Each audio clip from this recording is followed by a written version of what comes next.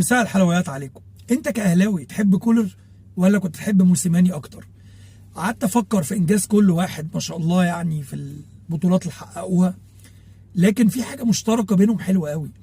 الاتنين كلوا الكبسه، واحد لسع الهلال 4 من سنتين والتاني لسع الاتحاد 3-1 في ملعبه.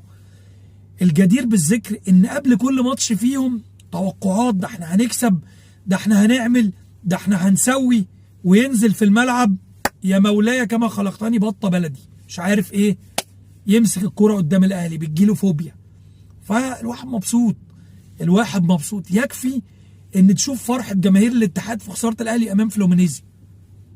ده كفايه عشان هو مغلول منك.